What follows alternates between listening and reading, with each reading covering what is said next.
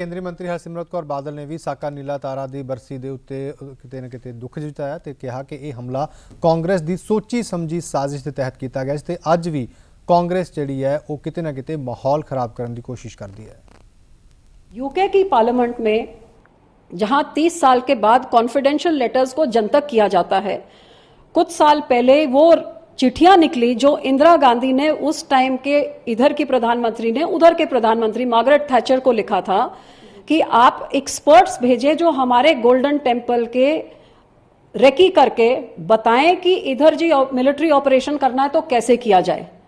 इसका सरासर मतलब ये है कि एक साल पहले जब वहां पे कोई ऐसी कोई बात भी नहीं थी कि वहां पे आतंकवाद जाएंगे होंगे, ये सारी चीज की प्लानिंग एक साजिश के तौर से पहले से चल रही थी। नहीं तो विदेश से बुला के उधर रेकी कराने का मतलब क्या था?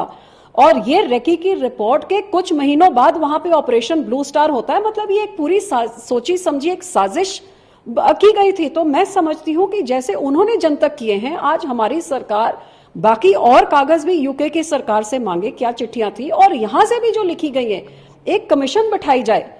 सारी पार्टीज की कमीशन हो सकती है, लेकिन जैसे 84 में कांग्रेस ने 11 कमीशनें बैठाई जिसका काम यह नहीं था कि 84 में हुआ क्या, लेकिन सब उधर प्रूफ को मिटाने का काम था। फिर वाजपेयी जी ने आके नानावती कमीशन बैठाई जहां हकीकत सारी दर्ज की गई, जिस करके आज 84 के कत्लेआम के लिए इंसाफ मिल रहा है। ऐसे ही आज हमारी सरकार एक कमीशन बैठाए जो ये सारे कागजों में दस्तावेजों में जाके ये बताए कि ये ऑपरेशन ब्लू स्टार हुआ क्यों, क्योंकि ये ऑपरेशन ब्लू स्टार के बाद पंजाब में ऐसा काला दौर आया जहां पूरी जवानी खत्म हो गई, वो राज्य खत्म हो गया। उसके बाद 84 के कत्लेआम हुए। तो हम जानना चाहते हैं कि क्या ये सिर्फ एक इलेक्शन जीतने के लिए ये कांग्रेस पार्टी की तरफ से एक ये पूरी सोची समझी एक रणनीति बनाई गई थी?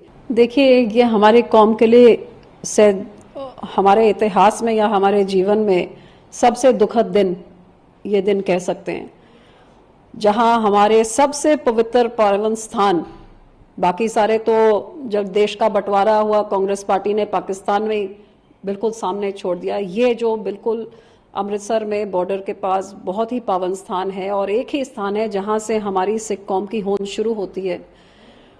इस स्थान पे 35 साल पहले क्या साजिश रची गई जिस करके उस समय के प्रधानमंत्री इंदिरा गांधी ने टैंक तोपों का आर्मी का ऑर्डर करके इसको डिमोलिश करने के लिए तोप चलाए, टैंक चलाए, गोलियां चलाई।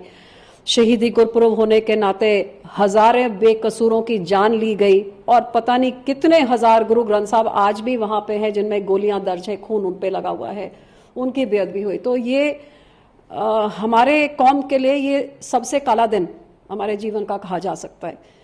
और इससे और बड़ी दुख की बात यह है कि ये दुख भरे दिन में इसका सोग, इसका दुख मनाने के बजाय कुछ ऐसे लोग हैं जो इस पे दुकानदारी करते हैं, जो कौम से निकारे गए हैं, लोगों से निकारे गए, कि ऐसी पावन स्थान पे जहां 24 घंटे सिर्फ भजन पाठ पूजा लंगर चलता है, जहां दुनिया आके अपना नतमस्तक होती है, उस स्थान पे आप जाके नारेबाजी आप करिए तो इससे और घटिया चीज क्या हो सकती है? ये वही लोग हैं जो हर साल चंद लोग हैं जो करते हैं और कौम को बदनाम करते हैं देश भर में और उस स्थान की गरिमा को ठेस पहुंचाते हैं।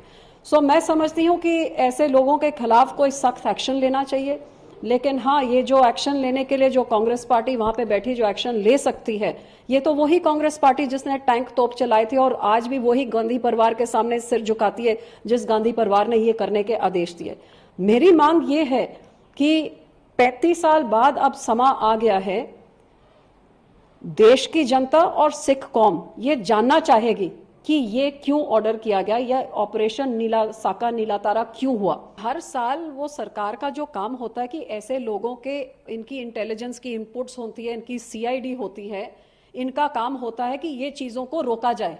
लेकिन इस आपने देखा होगा कि वहां पे अंदर जो एसजीपीसी के मुलाजिम है, रोकने का काम सिर्फ वो करते हैं। ये कांग्रेस सरकार तो उनको अंदर जाने देती है। इनकी इंटेलिजेंस इनपुट या तो बिल्कुल फेल है या इनको जाने दिया जा रहा है। और क्यों जाने दिया जा रहा है, किस लिए किया जा रहा है, अब तो अपने आप ही रिपोर्ट्स आ रही हैं। अब कैप्टन साहब खुद बोलने लग गए हैं कि यहाँ के हालात बिगड़ रहे हैं। यहाँ की सेंट्रल एजेंसीज भी कह रही हैं कि पाकिस्तान वहां पे मिलिटेंसी रिवाइव करने की कोशिश कर रही है। सो ये सरकार, अब हम लॉ एंड ऑर्डर तो देख ही रहे हैं लगातार 2 सालों में कैसे गिर रहा है, हम ये भी देख रहे हैं कि नशे कैसे बढ़ रहे हैं, और हर तरफ से ये सरकार बिल्कुल फेल हो रही है।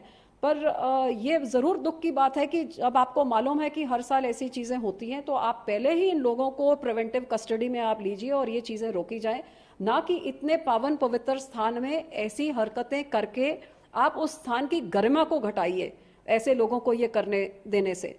सो और एक तरह से हमारे कौम को भी बदनाम करने का काम होता है। सो बिल्कुल ये सरकार फेल हो चुकी है, और ऐसे मैं उम्मीद करती हूँ कि अब भी जिन लोगों ने किया है, और कुछ नहीं तो सरकार उनके खिलाफ तो एक्शन लीजिए।